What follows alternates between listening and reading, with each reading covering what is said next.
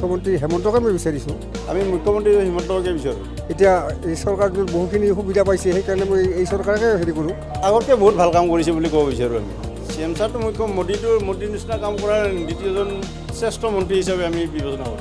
মই মোৰ ফালৰ পৰা ৰাইজক যিহেতু সহায় সহযোগ কৰি আছে গতিকে তাৰ কাৰণে মুখ্যমন্ত্ৰী হেমন্তকে মই বিচাৰিছোঁ। কংগ্ৰেছ দিনতো একোৱে পোৱা নাছিলোঁ, এতিয়া এই চৰকাৰটোত বহুখিনি সুবিধা পাইছে, সেইকাৰণে মই এই চৰকাৰকে হেৰি কৰোঁ। ৰেচন কাৰ্ড পাইছোঁ, ৰেচন কাৰ্ড মই এই চৰকাৰতে পাইছোঁ, মই আগত পোৱা নাছিলোঁতো। ৰাইজৰ হিতৰ কামো কৰি আছে, ৰাইজৰ হিতৰ কাম কৰাৰ কাৰণে এইখন লাগে। কৰ্মৰ ক্ষেত্ৰত আৰু আমাৰ বিজেপিৰ নেতাই হেৰি যোগ্য, বিজেপিৰ নেতাই যোগ্য, যিহেতু সহায় সহযোগ কৰে যিকোনো হেৰিত। যিহেতু মই লগে পাই থাকোঁ, বিয়া বিহু লগ পাই থাকোঁ, মানুহৰ হেৰিত খবৰ লৈ থাকে, তেওঁক তোমাৰ বেছিয়ে হেৰি লাগে। বৰ্তমান হেমন্তই ভাল লাগে, যিহেতু সহায় পাই আছোঁ আৰু মোৰো কেতিয়াবা বিপদ হ'লে মোকো সহায় কৰিব, সেইকাৰণে মই ইয়াৰ নাপালেও মই ভাল পাইছোঁ আৰু। বৰ্তমান কিন্তু আমাক আৰু যিয়ে কাম কৰোঁ তাকে লাগে, কাম কৰা চৰকাৰ হ'লে আমাৰ ভাল হয়। আমি মুখ্যমন্ত্ৰী হিমন্তকে বিচাৰোঁ। আগতকৈ বহুত ভাল কাম কৰিছে বুলি ক'ব বিচাৰোঁ আমি। ৰেচন কাৰ্ডখন এইবাৰ পালোঁ কোনোমতে, তাৰপিছত অৰুণোদয় ঘৰত এই কিছুদিন আগৰ পৰা পোৱা আৰম্ভ হৈ গ'ল। সৰ্বমুঠ কিন্তু মুখ্যমন্ত্ৰীৰ কাৰণে আমি হিমন্ত বিশ্ব শৰ্মাকে বিচাৰোঁ। সৰ্বক্ষেত্ৰত ভৱানীপুৰ সমষ্টিত আমাক ৰঞ্জিত দাস ইতিমধ্যে আমাক ৰিচেণ্টলি লাগে, কাৰণ ৰঞ্জিত দাসে আগত যিখিনি কাম কৰিছিল তাৰ নেক্সটত আমাৰ বিধায়ক যি আহিল একোৱে কাম কৰা নাই বুলি ক'ব পাৰি। আমি কাম কৰা দেখা নাই, গতিকে আমি ৰঞ্জিত দাসকে বিচাৰোঁ।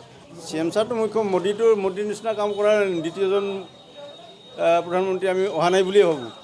তেওঁ শ্ৰেষ্ঠ মন্ত্ৰী হিচাপে আমি বিবেচনা কৰোঁ। মুখ্যমন্ত্ৰী হেমন্তকে মই বিচাৰিছোঁ। আমি মুখ্যমন্ত্ৰী হিমন্তকে বিচাৰোঁ। এতিয়া এই চৰকাৰটোত বহুখিনি সুবিধা পাইছে, সেইকাৰণে মই এই চৰকাৰকে হেৰি কৰোঁ। আগতকৈ বহুত ভাল কাম কৰিছে বুলি ক'ব বিচাৰোঁ আমি। চি এম ছাৰটো মোদীৰ নিচিনা কাম কৰাৰ দ্বিতীয়জন শ্ৰেষ্ঠ মন্ত্ৰী হিচাপে আমি বিবেচনা কৰোঁ। মই মোৰ ফালৰ পৰা ৰাইজক যিহেতু সহায় সহযোগ কৰি আছে গতিকে তাৰ কাৰণে মুখ্যমন্ত্ৰী হেমন্তকে মই বিচাৰিছোঁ। কংগ্ৰেছ দিনতো একোৱে পোৱা নাছিলোঁ, এতিয়া এই চৰকাৰটোত বহুখিনি সুবিধা পাইছে, সেইকাৰণে মই এই চৰকাৰকে হেৰি কৰোঁ। ৰেচন কাৰ্ড পাইছোঁ, ৰেচন কাৰ্ড মই এই চৰকাৰতে পাইছোঁ, মই আগত পোৱা নাছিলোঁতো। ৰাইজৰ হিতৰ কামো কৰি আছে, ৰাইজৰ হিতৰ কাম কৰাৰ কাৰণে এইখন লাগে। কৰ্মৰ ক্ষেত্ৰত আৰু আমাৰ বিজেপিৰ নেতাই হেৰি যোগ্য, বিজেপিৰ নেতাই যোগ্য, যিহেতু সহায় সহযোগ কৰে যিকোনো হেৰিত। যিহেতু মই লগে পাই থাকোঁ, বিয়া বিহু লগ পাই থাকোঁ, মানুহৰ হেৰিত খবৰ লৈ থাকে, তেওঁক তোমাৰ বেছিয়ে হেৰি লাগে। বৰ্তমান হেমন্তই ভাল লাগে, যিহেতু সহায় পাই আছোঁ আৰু মোৰো কেতিয়াবা বিপদ হ'লে মোকো সহায় কৰিব, সেইকাৰণে মই ইয়াৰ নাপালেও মই ভাল পাইছোঁ আৰু। বৰ্তমান কিন্তু আমাক আৰু যিয়ে কাম কৰোঁ তাকে লাগে, কাম কৰা চৰকাৰ হ'লে আমাৰ ভাল হয়। আমি মুখ্যমন্ত্ৰী হিমন্তকে বিচাৰোঁ। আগতকৈ বহুত ভাল কাম কৰিছে বুলি ক'ব বিচাৰোঁ আমি। ৰেচন কাৰ্ডখন এইবাৰ পালোঁ কোনোমতে, তাৰপিছত অৰুণোদয় ঘৰত এই কিছুদিন আগৰ পৰা পোৱা আৰম্ভ হৈ গ'ল।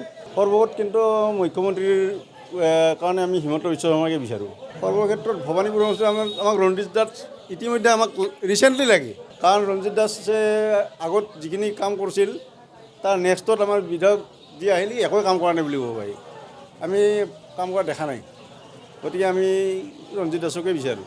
চি এম ছাৰটো মোদীৰ নিচিনা কাম কৰাৰ দ্বিতীয়জন প্ৰধানমন্ত্ৰী আমি অহা নাই বুলিয়ে ভাবোঁ। তেওঁ শ্ৰেষ্ঠ মন্ত্ৰী হিচাপে আমি বিবেচনা কৰোঁ।